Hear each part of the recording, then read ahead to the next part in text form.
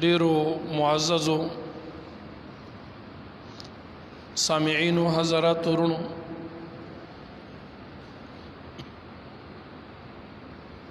د نن جمعې مختصر بیان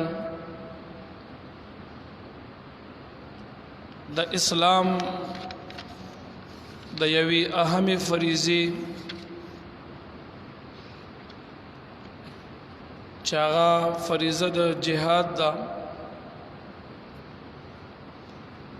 د هغې په باره کې مختصرې یو څو خبرې ستاسې په دې درانه حضور کې عرض کوم. رب کریم دی زما دا وړه ژبه په کلمت الحق باندې گویا او جاری ولرلې کې امین اوای.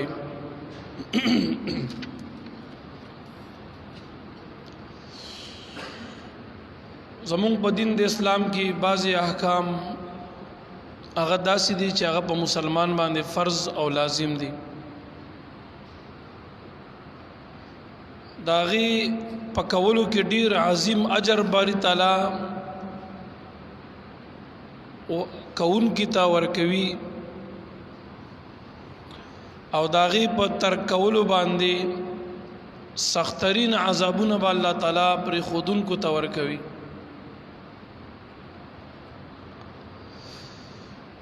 داغه فرایض د جملې نه یو فریضه د جهاد ده. جهاد په مسلمان باندې فرض دی د کافر په خلاف. د کافر او د مشرک د اغي په خلاف باندې مسلمان لرا د اسلام د کلمې او د اسلام د دین د بلندۍ په خاطر او د اسلام د دفاع په خاطر باری تعالی جهاد په مسلمانانو باندې فرض ګرځولې. دغه جهاد په کولو کې څومره اجور دي د به کوشش کوم چې خبري ټیم مختصر دی خو خبري واضح کم. په جهاد کې ډیر لوی اجر دی. کم انسان چې د اسلام په دفاع کې او مجاهد د جهاد کوي د کافرو د بيدینه په خلاف باندې او د په دغه محضر د جهاد یا ډګر د جهاد یا سنگر کې کله د شپې پیره ور کوي د دې پیره ور کون کې چې د شپه په لار د الله کې شوګیر کوي د دې څومره اجر او ثواب دی. مبارک فرمایي دو قسم سترګې داسې دي دو سترګې دي چې دا بچري هم اور د جهنم مسح نه کوي. یو توک سترګې هغه سترګه عین بکت من خشیت الله هغه سترګه چې د الله تعالی د يرنا د اغینه اوخ کتويږي چا باندې د خدای ير غالب شي او دغه ير په وجا د سترګونه اوخ کې لاړې د دې اوخ کو پتویدو باندې باری تعالی دغه انسان په دې سترګو باندې اور د جهنم حرام وګرځولو. ګوره بدن نه یادای سترګه یادای. بدن اور د جهنم علم محسوسي چې کله دا بدن د جهنم ته ور داخل شي او د جهنم ګرمي پیولېږي نو بدن ته پته ولګي چې ما ته اور یا ګرم ځای نږدې دی. او سترګه کې کمال لا دی کب په ملونو باندې د دین یو شیز لري وي خدای په نظر باندې راخلی او محسوسي یې مونږ تاسو ته ډیر لري شیزونه په نظر باندې ښکاریږي او ګوري ویني او تر نظر مرضی. نبی علی السلام فرمایي چې کوم سترګه د الله د يرنه وجاړي او دغه سترګې نه د اوخ کې توي شولي په دغه سترګه باندې باری تعالی د دې اوخ کو توي دو د وجه نه اور د جهنم حرام وګرځولو. د لری نه بم دا اور د جهنم د دې سترګو ته الله نه خي د لری نه بم ورته ښکار نشي اور د جهنم په دی باندې حرام شو حرام د خدای یره ډیر عظیم دولت ته کله چې د بنده مسلمان دی زړه ته په صحیح معنا کې د خدای یره راشي کنه نو بیا د حلال او حرام تمیز پیدا شي بیا د خ او د بد تمیز پیدا شي بیا دغه انسان چرم د خدای نافرمانی نه کوي بیا دغه انسان باندې چرم د دنیا محبت نشي حاوی کېدلې الله دې مونږ تاسو تخپل یره را نصیب وګرځولې کی د خدای یره دا د انسان د تقوا ذریعہ ګرځي دا د انسان د ولایت ذریعہ ګرځيږي دا د انسان د نجات او د فلاح ذریعہ ګرځيږي یو سړی دا غواړي چې زه کامیاب شم بس د خدای یره په دې زړه کې ساته تقوا هم راځي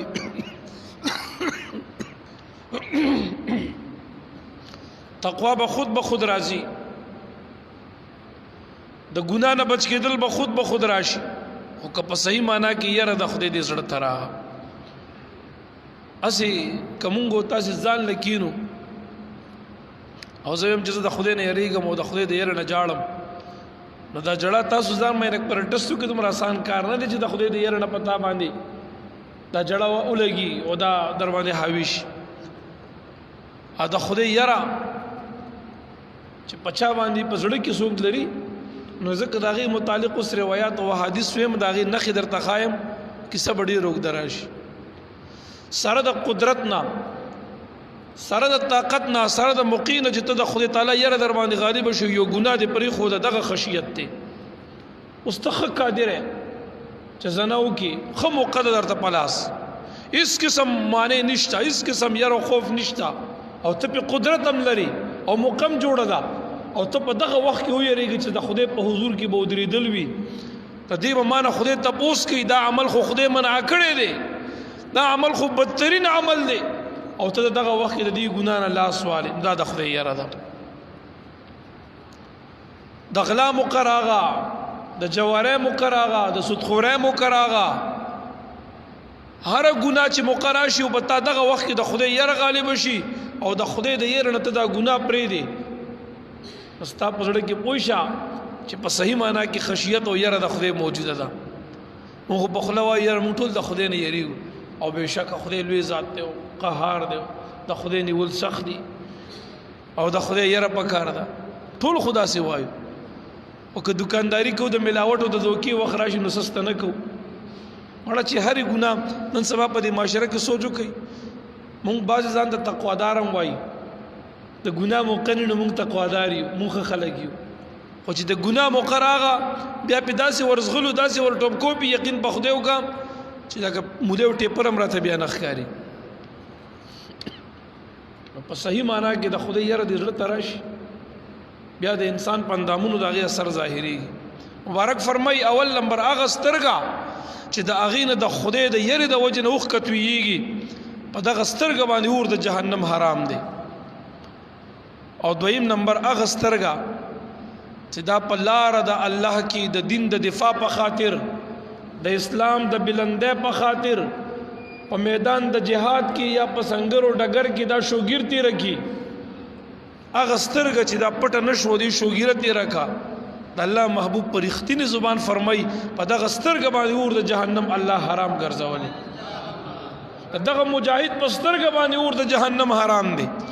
د لری نه ورته الله تبارک وتعالى جهنم او د جهنم اور او عذاب نه خي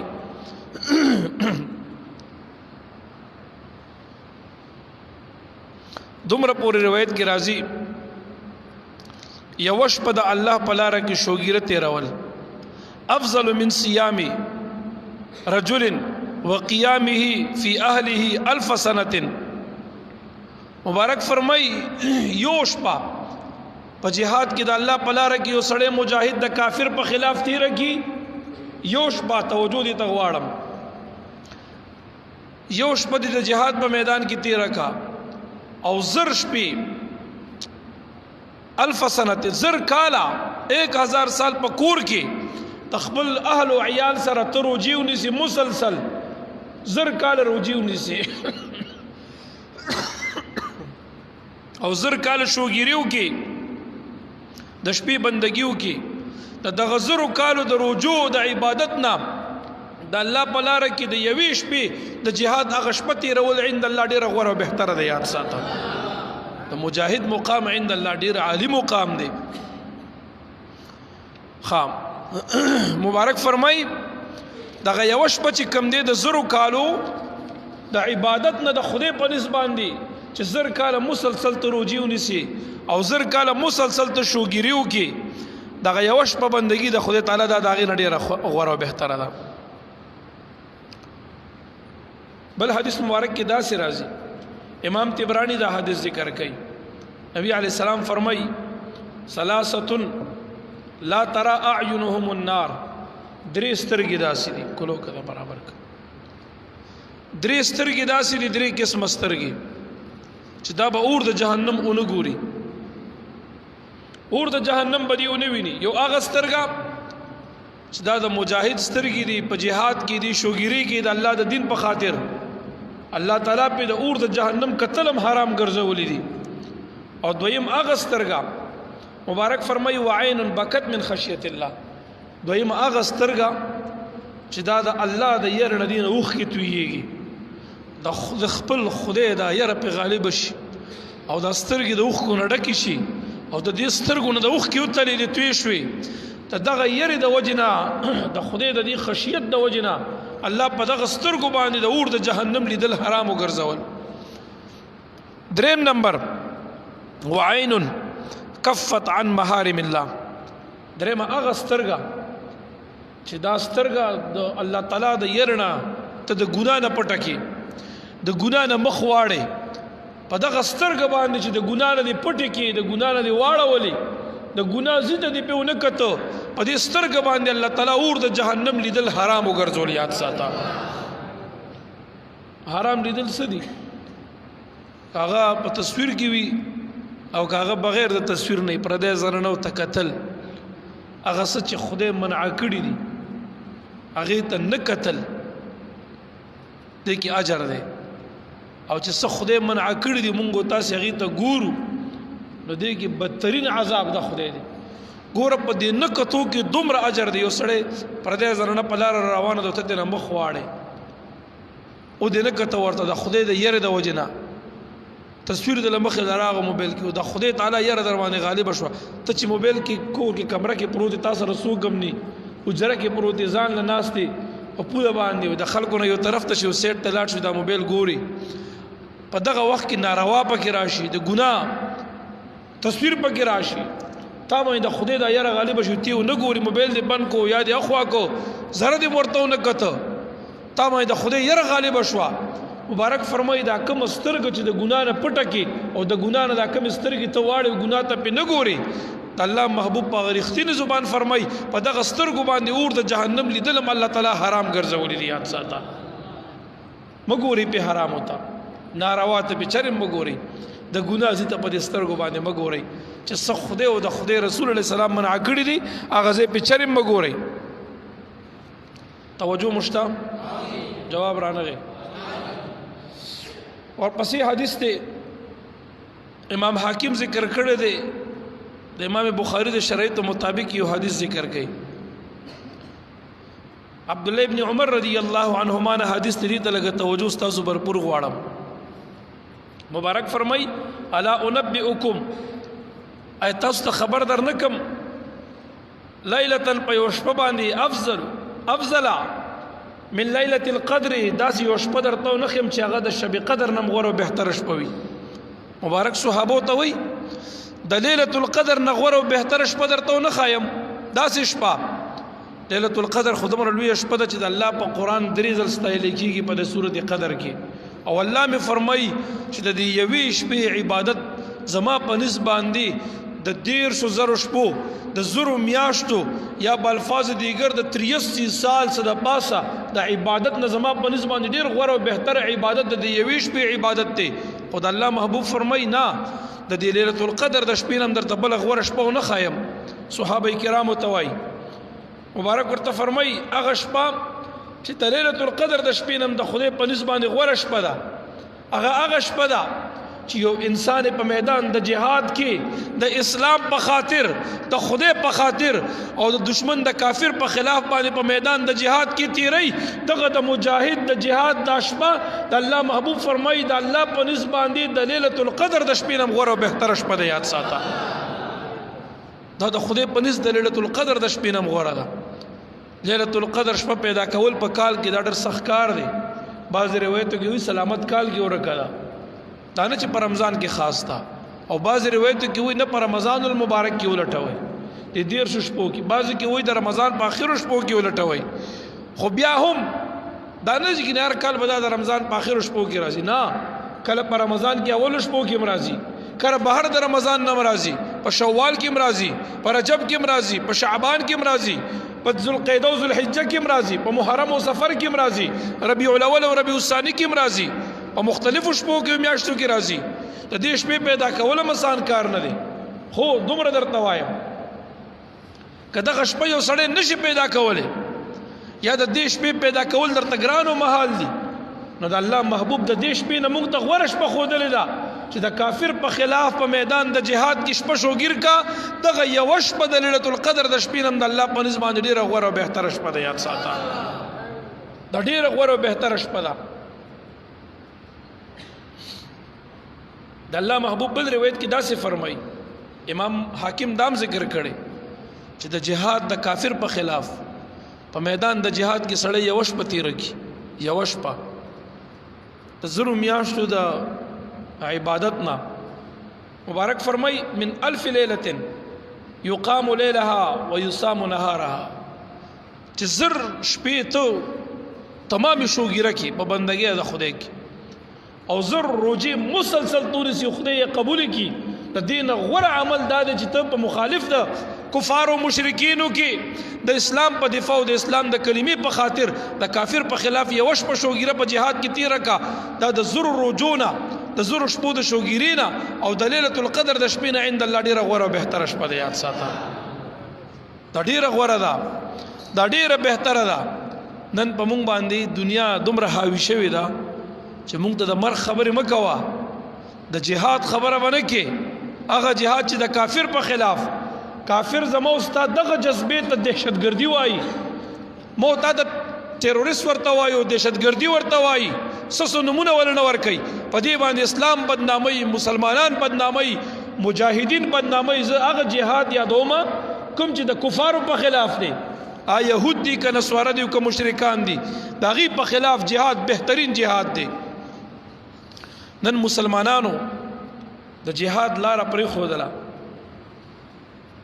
اسلام وخت تر وخت کمزوري سره مخ شو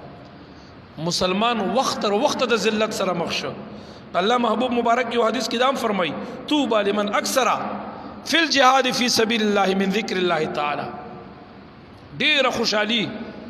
او کامیابی هغه چا د پاره ده هغه چا د پاره ده مبارک فرمای چې کوم انسان جهاد ته لاړ شي د په جهاد کې بیا د الله ذکر ډیر زیات کوي توبا لمن اکثر فی الجهاد فی سبیل الله من ذکر الله خوشحالی هغه چا د پاره ده چې زیات وي په جهاد فی سبیل الله کې د دو هغه د الله یاد او ذکر د خدای ډیر ډیر یاد او ذکر کوي مبارک فرمای فإن له بكل كلمة 70,000 حسنه د پاره چې د په جهاد کې لاړ او د یو کلمه وای یا یو ځل وای چې الله یا یو ځل وای چې سبحان الله یا یو ځل وای چې الحمدلله یا یو ځل وای چې الله اکبر مبارک فرمای په دې یو ځل وینا ورته الله تعالی او یا زر نیکه ور نصیب ګرځي یاد ساته په مینه مونږ ویل کنه لکه په مینه په یو ځل وینا د سبحان الله یا د الله اکبر یا هغه څه چې الله تعالی ذکر کې کومه کلمه تو وای تا ته الله تعالی په دې او یا زر نه کې درکې او استاد یو نه کې چې دا مبارک فرمای کل حسنه منها 10 اضعاف دا یو نه کې په لس چند دا اوس دې 10 ته په 70,000 کې ضرب ورکا مع الذي له عند الله من المزيد خدای سره ګوره د دین زیات نور مجرون دي دا یو نه کې 70,000 په 10 کې بیا ضرب ورکا هر نه کې په 10 کې دا یو نه کې بدله په لس باندې دا او یا زر نیکی الله تعالی په یو سبحان الله په میدان د جهاد کې چې انسان وایي په یو ځل الله ویلو باندې الله اکبر ویلو باندې سبحان الله ویلو باندې لا اله الا الله ویلو باندې د الله تعالی نوم پکې تاخلي د کافر په خلاف د اسلام په دفاع کې جنگيږي په دې یو سبحان الله ویلو او یا زر نیکی دي او د یوې نیکی بدله الله تعالی یو په لس باندې در نصیب ګرځي درته یو په لس باندې الله ورکي یو سړی په خپل باندې د کافر په خلاف تلی شي جهاد ته لاړ شه غزوه هند ته کشمیر ته لاړ شه غزوه هند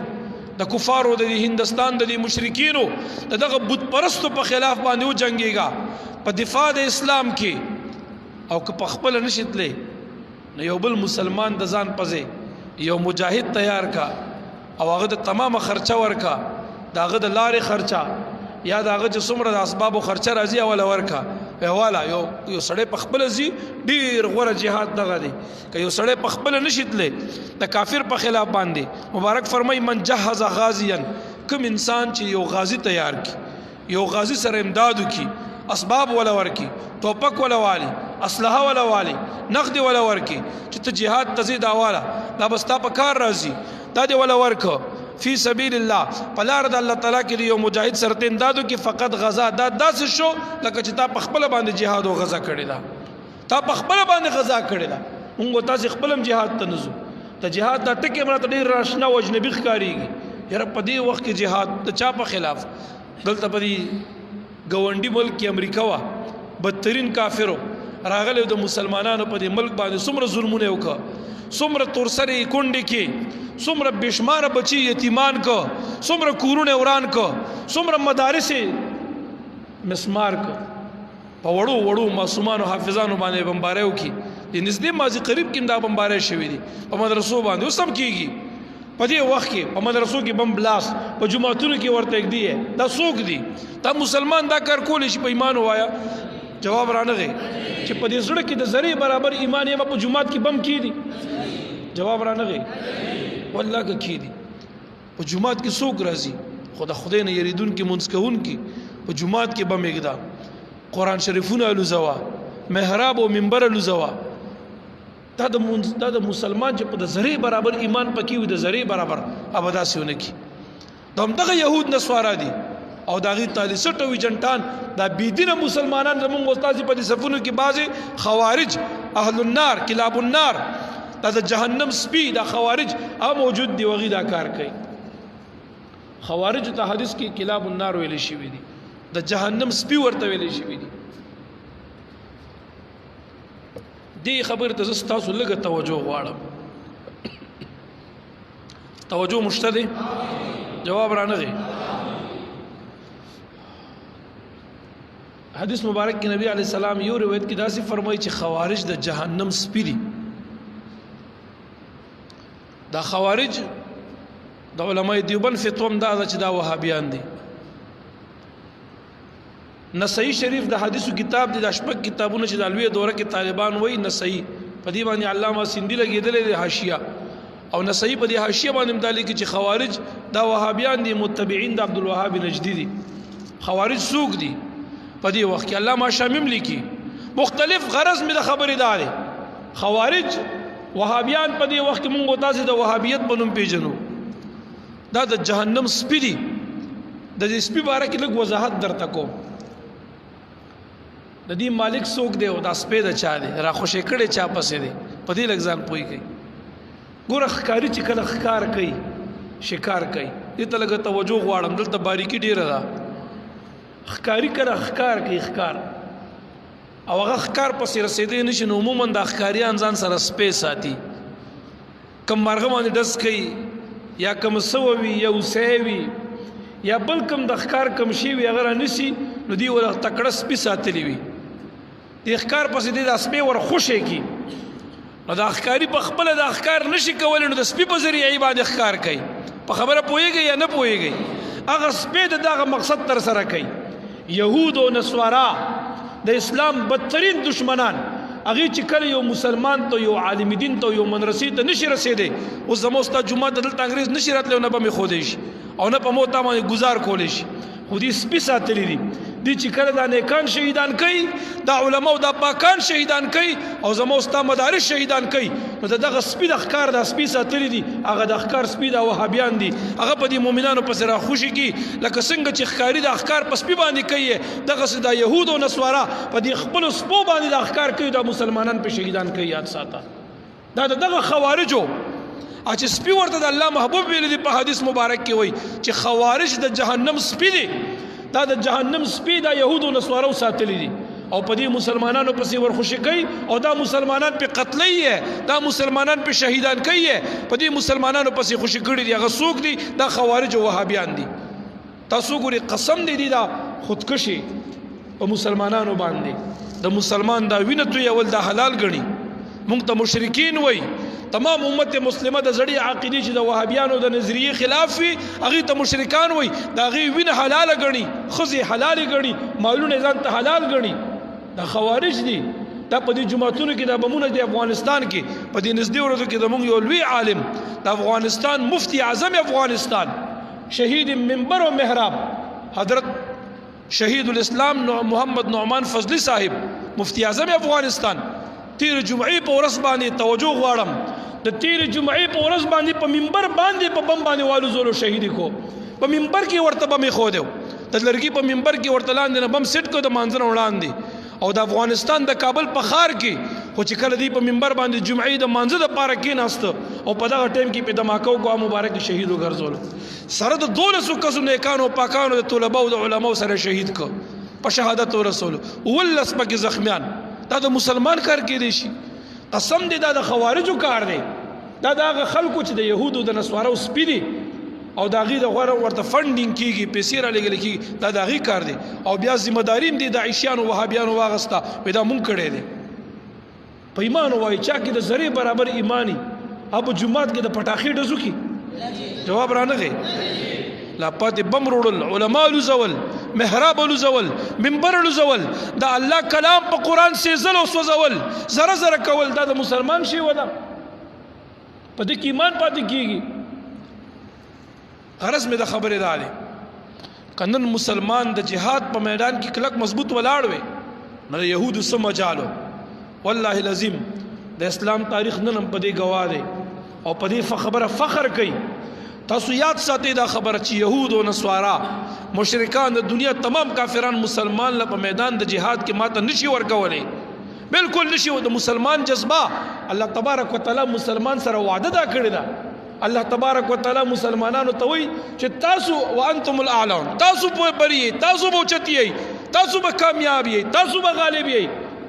د مسلمان سره چې په صداقت باندې روزي د ایمان د جذبې سره روزي زما د رب وعده ور سره دا چې غالب بتی زما نصر تا سره دی زما امداد تا سره دی دا نن چې مسلمان ذلیل دی مونږ د اسلام عظیمه فریضه تر کړی دا د کافر په خلاف ولې په بیت المقدس د يهودو قبضه ته نن نزي ولې به اسرائیل په بیت المقدس کې د مسلمانانو د پاکي وینې نه توي ولې به د تور سره نه کونډې کوي مونږ تاسو ناسو د غي ملک ته فلسطین دی پروا مون پینشتا د چا پزړه کې په صحیح معنا کې والله کې درد ښکاریږي د اسلام اولینه قبله ده د نبی علی صلوات و سلام مبارک سو میاشتې ورته منځونه کړي د دې قبله د اسلام په خاطر باندې د صحابه وینې توي شوی دي د عمر فاروق سیب دور خلافت وګوره صحابه چې کله میدان د محضر د جهاد د فراخ شو او د سریه او د جهادونو ته د لخر لګلې څومره صحابه شهیدان شوی دي د دې بیت المقدس په خاطر باندې نن د مسلمان په زړه کې د اهمیت د بیت المقدس نه ښکاری تاسو وګورئ د بیت المقدس په خاطر سلطان صلاح الدین ایوبی سیب او سلطان نور الدین زنگی رحمت الله تعالی علیهما د دې بیت المقدس په خاطر څومره قرباني ورکړي دي څومره بشمار مسلمانان شهیدان شوی دي څومره وینې دوی کړي دي د دې د حفاظت په خاطر باندې نن موږ په لهو او لعب کې ډوبیو مسلمان ته پزې د دې باندې چې د کافر په خلاف لاس کې ټوپک پورته کی اسلحه او چته کی د اسلام جنډو نسی پزې د غیره د ټچ موبایل راکړي دا به سمبالو کنه تصویر انا واغستی د خدای کلام را واغست د خدای يرم د زړه نو وستې شو بهترین شغل را کړی دی بس لاس کې نن عیاشي شته کنه یاره په موبایل کې بس مونږ یو پوسټ وکړو زړه مو خوشاله چې امام د يهودو په خلاف غټ جهاد وکړو صرف میو لیکل چې يهود یا چې کوم د اسرائیل ټیرورست او یا دي دهشتګرد دي ما غټ جهاد کړی دی زموږ جهاد اوس تر موبایل پورې خاص شو زمونږ استادو جهاد صرف دومره حد له وګرځېدو چې په موبایل کې صرف یو پوسټ وکړو مو خوشاله بس مونږ جهاد کړی دی په دې باندې مونږ نازېږو چې د اسرائیل په خلاف ما څومره دومره ویل چې دا ټیرورست دي عجیبه خبره ده د مسلمان د شان سره نن دا خبرې ښایي نن هغه بیت المقدس چې د هغې په خاطر د الله تبارک وتعالی د دې نیکانو بندګانو د بېشماره صحابو د بېشماره اولیاو د بېشماره مجاهدینو وینې توی شوي دي نن هغه بیت المقدس څومره عظیمه بې حرمتي په هغې کې د یهودو د لاسه کېږي اسرائیل څوک دی یهود دي تاسو ته زه یوه خبره دلته وضاحت کوم په یو پې بعضې خلک یهودو ته اسرائیل ته کنزل کوي یا د اسرائیل دا لفظ په بده یادوي توجه مشته جواب رانه غیر اسرائیل دا د یعقوب علیه السلام مبارک اسم راځي نوم راځي اسرا معنا عبد علم الله اسرائیل معنا د عبد الله الله بندا یعقوب علیه السلام هغه په زبان کې هغه مبارک ته اسرائیل ویلې شو اسرائیل قران کې مزه پځې راځي یاد کیا هغه چې ویل بنو اسرائیل داسې اولاد د اسرائیل لسوکو یہ اسرائیل یعقوب علیہ السلام په هر تقدیر دا اسرائیل نوم ته بدرت مو وای دا د یعقوب علیہ السلام د پیغمبر علیہ السلام نوم دی اسرائیل بعض خلک دي ته اسرائیل وای اسرائیل دا خو د مقرب فرشتي نوم دی چې کم ملک الموت دی خلکو نه روحونه علي دي ته يهود وای يهود دا دیم يهود که اسرائیل ورته وینو هغه پسې بنو اسرائیل ورته وایا د اسرائیل اولاد ورته وایا اب بنو ټکی د خلکو لري کو اسرائیل پسې بدرت وای اسرائیل داسې نه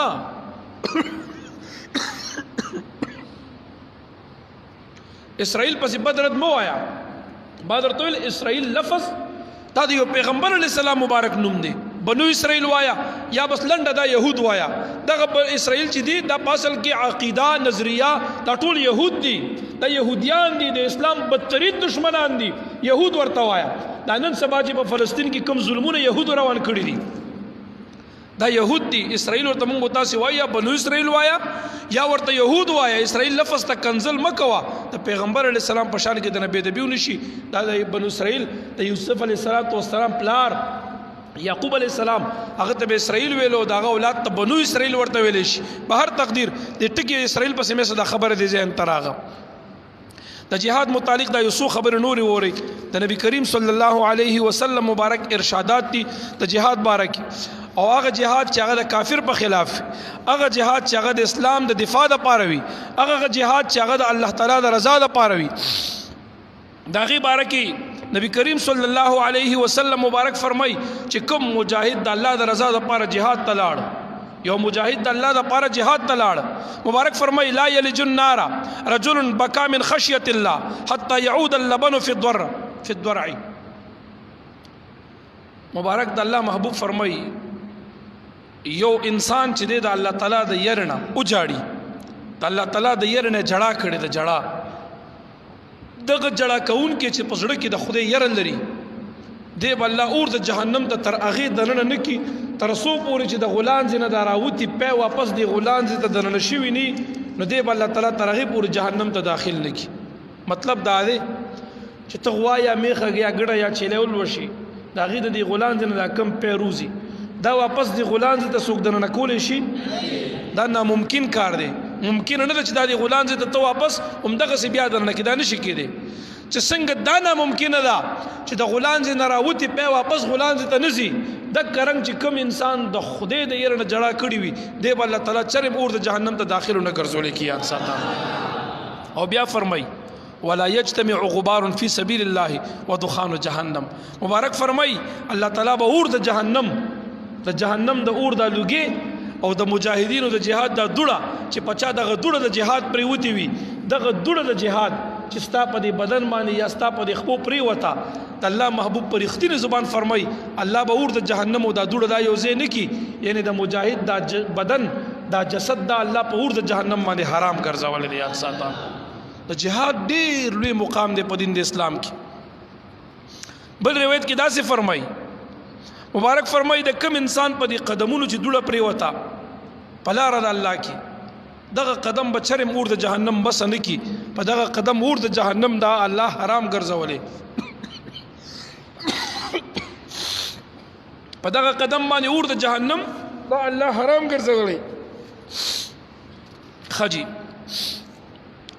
مونږ تاسو ټول عمر د دنیا په هوس تیر کړ دا دنیا مو محبوب وګرځي دا درنه مو چاپیره شو مرګ رانه هیر دی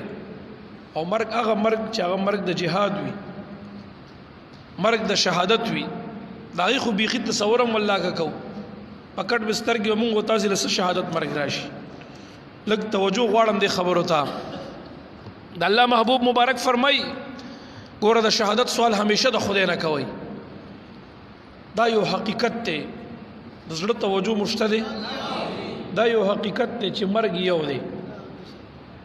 او مرګ زما رب کریم فرمایي چې نه یو سکند مخکې کیږي او نه یو سکند رستو کیږي نه رستو کېدل شته د خپل ټیم نه مخکې کېدل شته په وخت مقرر برازي او چې سنه مقرر دو مغینه مرګ راځي بل نه راځي دا یاد ساتئ چې کوم مرګ مقرر دی به مونږ تاسو ته رسیږي نه خو مخکې کیږي نه رستو کیږي نه بدلېږي بس قضا ده اجل دی تاخیر هم پکې نشته تقدیم هم پکې نشته نو چې بیا خامخا دا یو مرګ دی او چې کوم مقرر دی ما غرازي نو بیا یریدل د جهاد نه او د کافر د مقابلې نه دا څه پکار دي مر خو به خامخا راځي دا خو منې کنه بچ کېدې شي د مرګ نه والله که یو بچ شو یو په دنیا کې داسې سشتنه چې دا څومره مخلوقات د ټولو نه به فنا راځي دا ټول به ختمېږي یوم نه پاتې کېږي نو مر خو خامخا دی نه رستو کېږي نه مخکې کېږي او نه بدلېږي نو چې مرګ کوم مقرر دی خو خامخا راځي بیا یره د مرګ نه څه پکار ده راتلو باندې خو خامخا خو غوره مرګ هغه دی چې هغه د الله د رضا دپاره وي غوره مرګ هغه دی چې په هغه مرګ سره د موستانه خدای راضي شي غوره مرګ هغه دی چې په هغې سره د موستا ګناه معاف شي غوره مرګ هغه دی چې په هغې باندې موت ته کامیابي نصیب شي هغه مرګ د شهادت دی نبی علیه السلام فرمایي کوم انسان چې الله تعالی نه سوال شهادت کوي من سأل الله الشهادت بصدق کوم انسان چې د صدق دلنا د زړه د درد نو پرختینه سره د الله تعالی نه شهادت غواړي بلغه الله منازل الشهداء واما تعالی فراشه دی الله تعالی د شهدا مرتبه تور سي د شهیدانو مقام ته به خدای ورسي اگر کده په خپل کټو بستر باندې ولی نه مړ شوی کته په خپل کټو په پوزي په بستر مړ شي او ته د الله نه شهادت غواړي د دې سوال د برکت نه بتا الله تعالی د شهیدانو هغه مقام در نصیب وګرځولې مر خو یو دی کنه بدلیږي نه رستو کېږي مخکې کېږي نه په خپل وخت باندې راځي نو بیا د الله نه شهادت ولې نه غواړئ شپه ورځ د الله نه د یو مرګ سوال کوي چې خدایا هغه مرګ د شهادت راکړي زه چې دا کم نعمان سے مبارک می یاد کو فضلی سے شهید محراب و منبر د افغانستان مفتی اعظم دا 13 جمعه چې کوم شهید شوی دا جمعه اتم ورځ راځي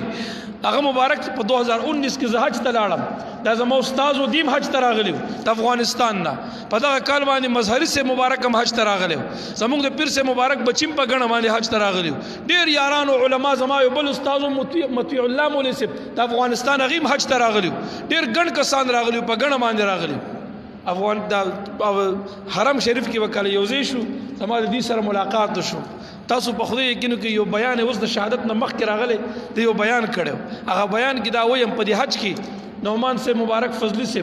په مطاف کې چې طواف به وکړو د خدای نه به دا سوال کولو چې یا الله ستا د رضا والا هغه مرګ چې هغه مرګ د شهادت دی او ستا رضا پکې دی یا الله هغه مرګ ما ته راکړي هغه شهادت راته راکړي په صفا مروه کې په مطاف کې په مزدلفه کې په مینا کې په عرفات کې په هر مقام کې به د شهادت سوال کولو الله تعالی هغه دعاګانې قبول کړي د پاک کل شهادت مرګ ولا خدای ورکو د اختر دی بهترینو ورځو ته ګوره سلامت میاشت د رجوع په عبادتو کې تیره کا په درسونو کې تیره کا په پاک بدن باندې د جمعې منځ ته راووتو او د جمعې د خطبې او د باذان نه وړاندې ټیم کې په داسې پاک ساعت کې الله تعالی پاک مرګ د شهادت د خوارجو د لاس ورته ورنصیب وګرځولو څومره لوی قسمت ته مرخوم دا یو مرګ دی راځي خو به ټولو نه راځي خو که مرګ سوال د شهادتو کې او خدای در داسې بهترین مرګ د شهادت درکړي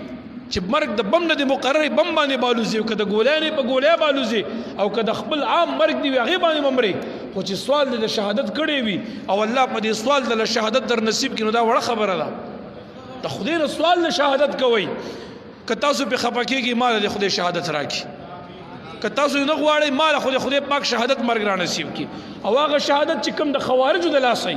خدای نه دا سوال زمام دی پټم دی او ښکارم دی او د خدای نه دا غواړم چې خدایا که ته راځي بس مرګ د شهادت راته راکړه مرګ یو مرګ دی مخکې کېږم نه رستو کېږم نه بدلېږم نه همدا یو مرګ دی خو چې د خدای د رضا دپاره وي د شهادت مرګ دی نه بل غوره مرګ کم یو دی په مقدس مکه باندې شهادت دومره لوی مقام دی تاسو ته به اوس احادیث ویم نبی علیه السلام مبارک د الله نه دا سوال مبارک فرمایي درې کړه دا سوال د الله نه کوم چې خدای پاک مال مرګ د شهادت راکړه جون راکړه هغه تزرستو احادیث ویم تفصیلی به سره شي ان شاء الله مبارک بل روایت کې دا فرمایي من طلب الشهاده صادقا اعطيها ولو لم تصبه مرګ د شهادت بارک نبی علیه السلام فرمایي کوم انسان چې پرختینی زړه د الله نه شهادت غواړي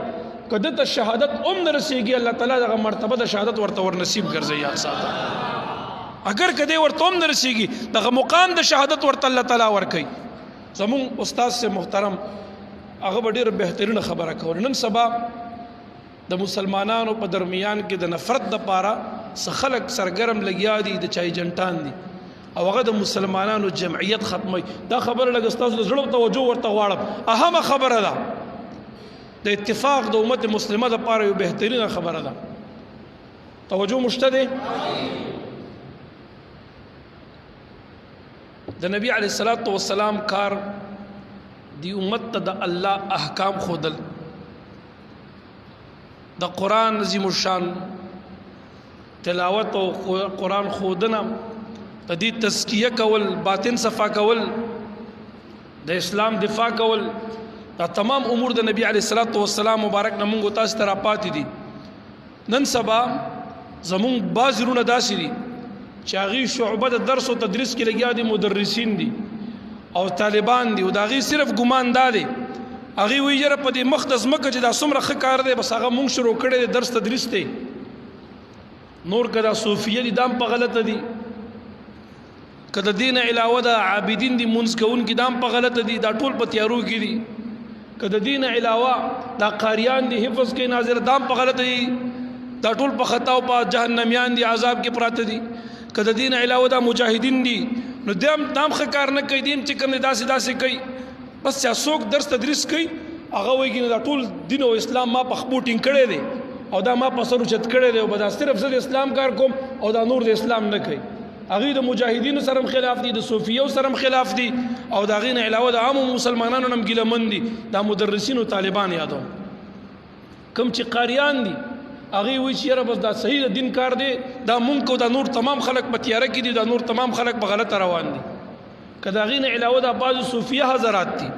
هغې دا وایي چې یاره به دا څه دي دا ټول کمال دا مونږ کې دی او دا دین مونږ په سر ټینګ کړی دی او دا دین ټول دا کمال مونږ حاصل کو او د خلکو کې نشر و اشاعت مونږ کړی دی هغې ځان پورې د هر څه منحصر او که کوم مجاهدین دي نو هغه ورونه وایي چې دا څه کړي دي بس د اسلام دپاره مونږ کړي دي او د یو هم نه دي کړي داسې نه ده د دې ټولو دا نظر تنګ دی تنګ نظري به نه کوئ دا اسلام دی اسلام مختلفې شعبې لري هر شعبې دپاره به خپل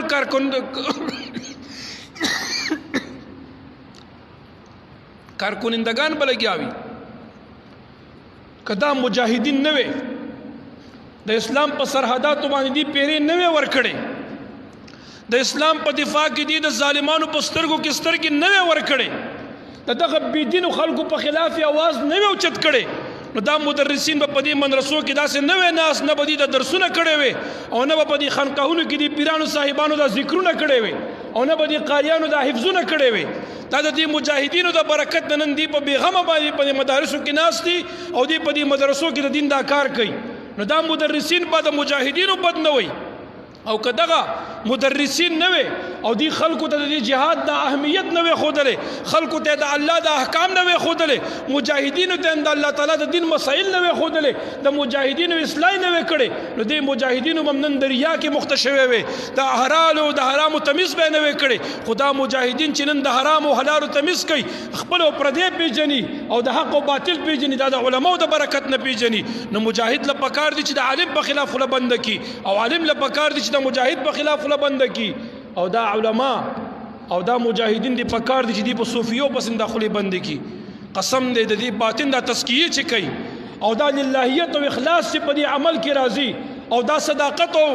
د باطنی امراضونه چې د پاکوالي راځي نو دا د دې صوفیو د برکت نه چې زمو ستا په دې عمل کې اخلاص راغی للهیت راغی ریا وته حسد ختم حقد ختم او هر یو کار مونږ د الله د رضا لپاره کو باطنی سلو امراضونه به بچ کو د الله تعالی د ولایت او د دوستۍ مقامات ته ورسولو او په صحیح معنی کې رنه مجاهد جوړ کو په صحیح معنی کې رنه طالب جوړ کو په صحیح معنی کې رنه مدرس جوړ کو په صحیح معنی کې رنه مسلمان جوړ کو دا د دې صوفیو برکت ته یاد ساته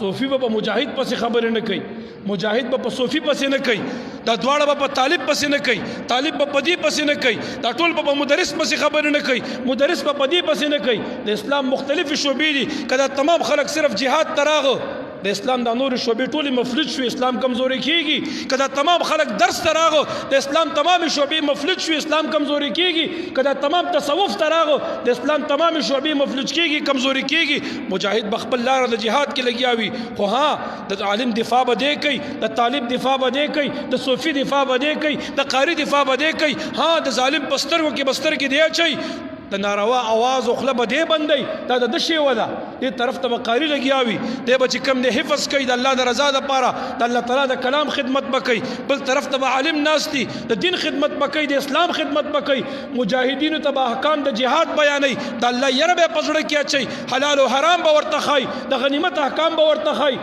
د جهاد فضایل به ورته بیانوي د شهادت مسائل به ورته بیانوي دا کار د علماو دی نن سبا باز خلک دومره تنگ نظر وګرځیدو ما ولیدو په دې خپل زمانه کې مګورو یم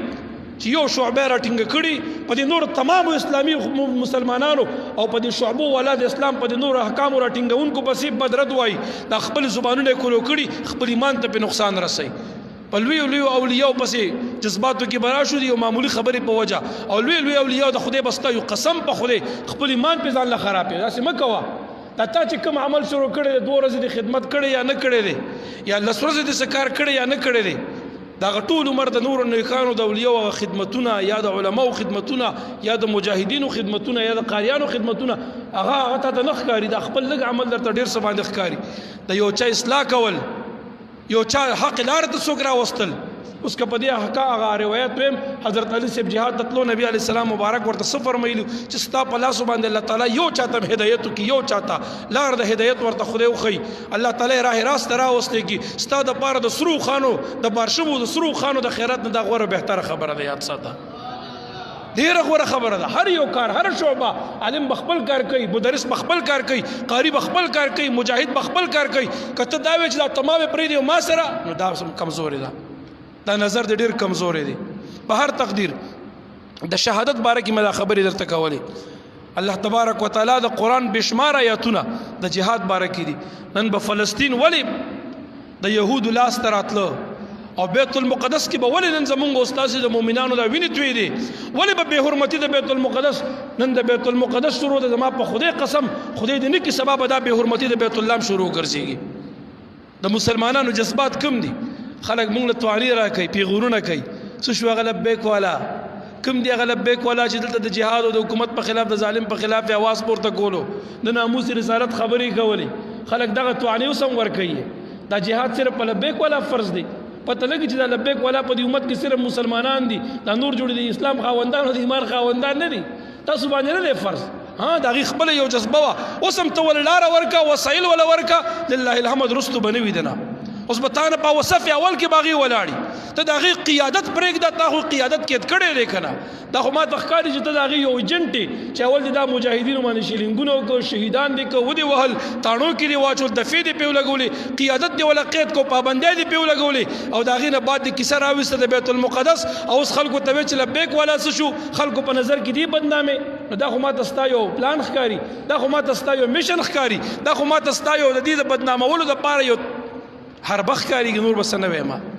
را پرېږي د تی ولاره ولا ورکه ټوپک ولا ورکه بیا ته ګور ټوپک مو ورکه یار دې سینه لري ستادي ګولو ته سینه مخې کړي وا د څه د پاره د اسلام په دفاع کې یا د نبی علی السلام د ختم نبوت نو د قبله اول په دفاع کې دي د خپل سینه د يهودو ګولو ته نشي نیوي قسم دې چړمبه به ور سره روان شم لار را درا کوي لار را ترا کوي اسباب را برابر کوي مونږ دلته ولېږي تاسو ګوري چې د بیت المقدس دفاع په خپل وینو باندې کو کنه شو کوله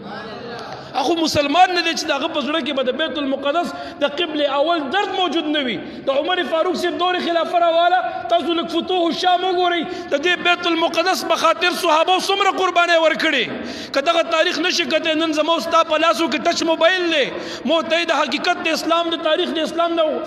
لري وساتلو غافل کو تل خپل اسلامي تاریخ راواله تاسو په دې فیسبوک سره لکانو درته وایم اے د فیسبوک مسلمانانو تاسو ته وایم اے د انټرنیټ او د سوشل میډیا ایمان لرونکو خلکو تاسو ته وایم لکه اسلامي او تاریخ درته خایم 15 جلد د اردو تاریخ ته والا کتاله خوندر نه کو پاغه تاریخ ستا سترګې نه غړې ستا تاوان د تاریخ ما ته رسیږي راشه په دې مخې راولا د اسلام یو تاریخ ته والا درته خیم داستان ایمان فروشو کی سلطان صلاح الدین ایوبی نوم د دغه تاریخ 15 جلد تاریخ ته دا والا د بیت المقدس په خاطر نن د امت مسلمه څومره قرباني موجود دي څومره تورسري شهیدان شوي دي څومره معصومان یتیمان ګرځېدلي دي څومره تورسري کونډې ګرځېدلي دي څومره میندې بوري شوي دي تاسو لږ د اسلام تاریخ وګورئ نن دغه بیت المقدس په خاطر باندې چې هغه مسلمانانو کومې وینې توی کړې وي کومې قربانۍ ورکړې وي نن د بیت المقدس قسم دې قدر د چا پړه کې ښکاري که دلته مهنګايي راغه هغې دپاره احتجاج کوو که زما ستا د کلي بجلي چا یو هفته بنده کا احتجاج ولا کو که هر یو مصیبت را باندې دنیا په خاطر راغې احتجاج هم کو روډ هم بندو هر څه کو خو که د دین په خاطر د ناموس رسالت په خاطر یا د بیت المقدس په خاطر خبر راشي نو بیا چې کوم د دهشتګردي ده بل مسلمان ته ضرر دی لاره مه بندوي بیمار ته تکلیف دی ښځو ته تکلیف دی او مسافرو ته تکلیف دی راوځئ دا حکمرانان مجبوره کوي دې ته چې د بیت المقدس په خلاف باندې دی اواز پورته کړي دغه اسلحه به زه څه کما هغه غوري میزایل به زه څه کما هغه ایټم بم به زه څه کما هغه مطلب افسوله به څه کما هغه 17 به څه کما هغه بل به څه کما هغه ټینک به څه کما چې د ما د اسلام په دفاع کې د قبله اول په دفاع کې د خدای او رسول د رسول الله سلام په خوشنودۍ کې استعمال نشي دغه بم نه څه مطلب د دې طاقت نه څه مطلب د دې فوج نه څه مطلب د خدای د پاره دا زمونږ د اسلام او د ایمان او د آخرت د بچکولو د پاره استعمال کوي دا زمونږ د الله د رضا کولو د پاره استعمال کوي دا د قبله اول د دفاع د پاره استعمال کوي په دومره موده کې خو نه کشمیر د پاره استعمال کړل شو نه د بیت المقدس د پاره استعمالېږي دا به اخر څه د پاره استعمالېږي په کار خدا وا چې موږ د خپل سرونه اول د بیت المقدس نه قربان کو د خدای او د خدای د رسول الله سلام نه قربان کو د دین په خاطر قربان کو غرض د خبرې مې ده چې ګوره د جهاد نه مه یریږئ د الله تعالی په لاره کې د شهادت نه مه یریږئ مرګ هم دا یو مرګ دی چې مقرر دی همدغه یو مرګ دی چې مقرر دی دا به ټولو له راځي خو د بزدلتیا مرګ نه دی پکار ښه د غیرت مرګ پکار دی ښه د شهادت مرګ پکار دی نبی کریم صلی الله علیه وسلم مبارک د شهادت باره کې روایت یو نه دوه نه ما نه ټایم ډېر وړېدو تقریبا په وخت ما ستاسو زیات واغست ما سره روایت زیات دي بیا به داسې خبرې ونه کړلی شم نبي علیه الصلاة والسلام مبارک نه یو صحابي تپوس کوي مبارک ته فرمایي ای د الله محبوب مبارک دا راته ووایي ای الاعمال افضل په تمامو اعمالو کې د ټولو نه غوره عمل کوم یو دی قال مبارک ورته وایي ایمان بالله ورسوله الله او د الله پر رسول ایمان د تمامو اعمالو نه غوره دی ثم قیله مبارک ته ویل چې ثم ماذا بیا کوم یو عمل غوره دی قال مبارک ورته فرمایي الجهاد فی سبیل الله بس جهاد فی سبیل الله د دین غوره عمل بل په اسلام کې نشته مبارک ورته فرمایي د ایمان او د اسلام نه بعد غوره عمل په مخ د ځمکه جهاد فی سبیل الله دی نن چې مسلمان سره لاس کې توره وه یو وخت خو داسې مو 314 به جهاد ته ورښکته شو دوه تورې به وي اوه به نیزې وي اسونه به نو د 1000 کسانو مقابله به په 2 کسانو یا په یو 314 کسانو کول هغې ته به شکست ورکړه مردار به هم که بندیان به هم ترې نه راوستو به هم زغلول یو وخت خو داسې و چې خالد ابن ولید په 10 کسانو باندې 15,000 کافرانو لښکر له قسم د شکست ورکړی و یاد ساته سحر جهاد شروع کو تر ماخامه هم د دې بیت المقدس د فاتحین درته یادوم فتوح الشام وګوره مبارک سحر جهاد شروع کو تر ماخامه جنگيږي لس صحابه ورسره دي په شمول د عبدالرحمن بن ابي بکر صدیق صاحب د ابوبکر صدیق صاحب زویم ورسره عبدالرحمن صاحب او خالد ابن ولید دی وته صحابه نور دي سحر جنگ شروع کو تر ماخامه ټول ورځ جنگیده چې ماخام شو ماخام کافرانو تختیدل میدان د جهاد کې ګوري 15,000 کافرانو مردار کړی دي او په صحابو کې یو صحابي شهید شوی نه دی صرف د ابوبکر صدیق صاحب بچي زخمی ګرځېدل یاد ساته په 10 صحابه کرامو 60,000 شکست ورکړي په 10 صحابه کرامو 15,000 کافران سار نه تر ماخامه مردار کړي تا ته زم لس کسان کېنی تر ماخامه مال 5000 چرګان لال کا د فارمی چرګان به تر ماخامه 15,000 لال کی والله کته غم لالول شي او صحابه کرام ډک لخر ته به ورود انګل توري د نيزي او د صغیر سره سره باغی جنگیدل د کافر سره به تورم وانه زبم واسغربم وا اسبم و شپېته زربو او دی خو بل صحابه شپېته زر له شکست ورکول دغه د اسلام قوت ته دغه د اسلام هغه جذبه ده دغه زما د رب وعده ده کنه مسلمان د جهاد میدان تراغه قسم د کافر به تعالی په هر میدان کې ماته درکې خو د جهاد په میدان کې د ماته نشي درکول دا یاد ساته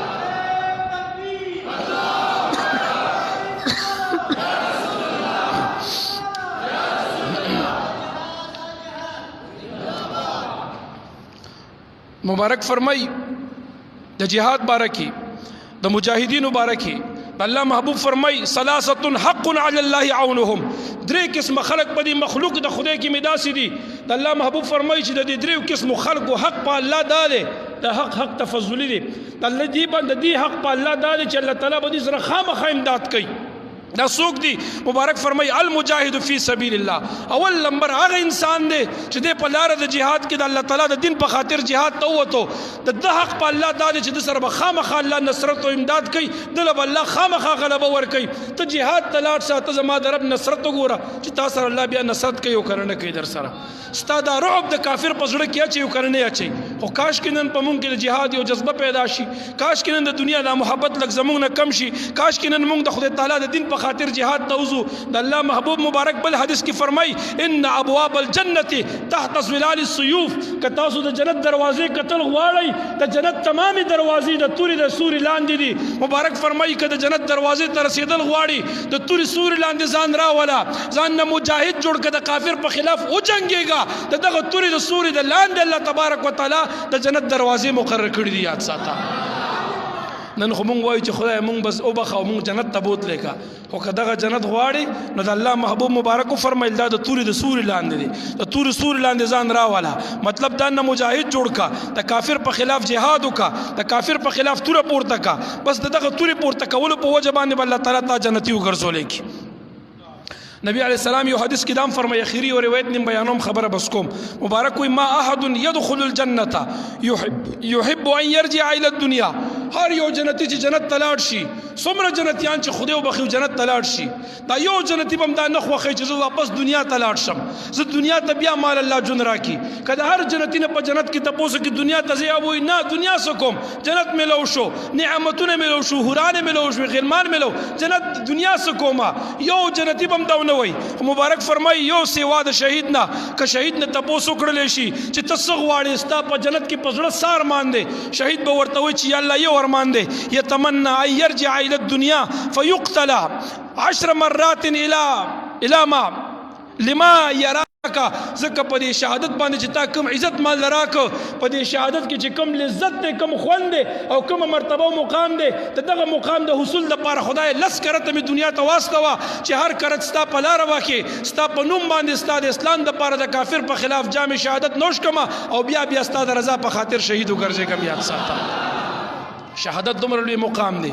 د شهادت د شهید دومره لوی مرتبه ده نبی علی السلام مبارک فرمای د بخاری او د مسلم روایت ته دالک په کولو وګوره کله شهادت مقام لوی نه وي نو امام الانبیاء صلی الله علیه وسلم د دومره لوی مقام د نبوت سره به دا مقام نه غوښته د تمام مخلوق نه الله غوړه پیدا ک تمام مخلوق الله دغه د مخه پیدا ک خپل خدای الله دغه د مخه ظاهره ک د تمام انبیاء سردار وګرځولو په تمام مخلوق کې دغه مبارک سره برابر څوک نشته په مقام او مرتبه کی یادو ما د الله محبوب مبارک بویل والذي نفس محمد بيده زما د باغ ذات قسم وی چې زما ساده په قبضه قدرت کې دا مبارک به فرمایل لو وددت وزدا خوخه غنم لان اغزو في سبيل الله فاقتل ثم اغزو فاقتل ثم اغزو فاقتل وزدا غره غنم چې زلاړ سم جهاد وکم په جهاد کې شهید شم بیا مې خدای ژوندې کې بیا لاړ شم جهاد وکم بیا شهید شم او باندې قربان وګرځاو کده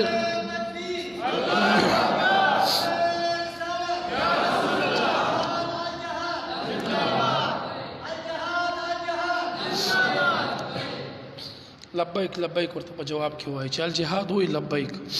غرض د خبره مې دا شهادت سره وړه مرتبه نه ده. د آخري حدیث د الله محبوب مبارک فرمای الشهید یشفع فی 70 من اهل بیته. یو شهید دغه خو دیو روایت کې داسې مرضی چې څنګه شهید شي د الله او کرامات او مقامات او عظیم خوشاله ورکی دا بل چاته نه نصیب کیږي. هغه وو کې اوله خوشالي دا ده چې د اول ساس کې د وینې د زمکه تر رسیدلې نه وي چې د جون تمامه ګناه ورته الله تعالی په دې لومبي ساس کې د وینې باندې معاف ګرځولې وي. یاد ساته مبارک پکې یو دام خي چې دا شهید به د خپل کورنۍ او د خپل خاندان د اویو جهنميانو چې هغه د پر اور د جهنم لازم شوی او الله تعالی ناراض وي الله ورته په قهر وي دغه اویو جهنميانو بارکي دا شهید به چې خدای دیو بخا د دې شهید په اعزاز کې به اویا جهنميان ور سره الله جنت تولې غلې کی. یاد ساته بس دا مې اخیری خبره وا د جهاد جذبه په زړه کې ساتي ارمان هم کوي او د خدای نه سوال په صدق دل سره کوي. دا مرګ راځي په خپل کټ پوزیم راځي خو کدا مرګ تاسو سوال د جهاد یا د شهادت کړي وي او په کټ پوزی باندې دا مرګ راغی نو دا مرګ د شهادت ته الله دې مونږ تاسو ټول ته د صدق دل نه دا سوال وکړي چې مرګ د شهادت را نصیب وګرځولې کی. وما علی الا البلاغ المبین.